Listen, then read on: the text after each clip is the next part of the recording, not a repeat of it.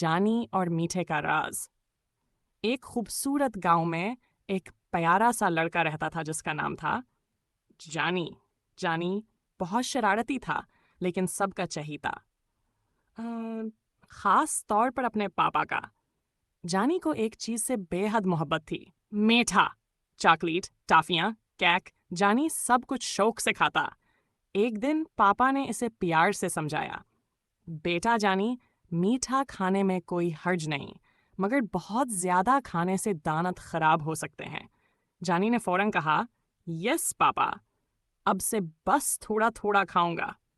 मगर दिल में वो कुछ और सोच रहा था। अगली रात जब सब जानी ने आहिस्ता से दरवाजा खोला, चपके से किचन गया और अलमारी से चॉकलेट निकाल ली। वो मजे से चॉकलेट खाने ही वाला था कि अचानक आवाज आई, जानी जानी। जानी चौंक गया, जल्दी से मना साफ किया और बोला, यस पापा। पापा ने पूछा, मीठा खा रहे हो? जानी, आ सच बोल रहे हो? जानी, यस पापा। मना खोलो। जानी ने शर्मिंदा होकर मना खोला और चॉकलेट के निशान साफ जाहिर थे।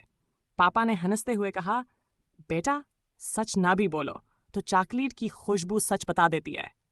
फिर उन्होंने जानी को प्यार से समझाया, झूठ बोलने से दिल बोझल होता है।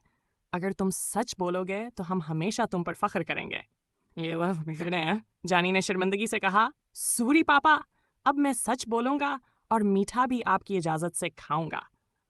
पापा ने मुस्कुराकर इसे गले लगाया और कहा, शाबाश मेरे बेटे, अब आओ, थोड़ा सा केक मेरे साथ खाते हैं। इस दिन के बाद जानी ने कभी झूठ नहीं बोला। अब वो जब भी मीठा खाना चाहे कहता है, पापा, क्या मैं एक चॉकलेट ले सकता हूँ? पापा मुस्कुराकर जवाब दे देते हैं, यस जानी। सबक, सच बोलना सबसे बड़ी खूबी है और पापा की बात मानना सबसे बड़ी अक्लमंदी।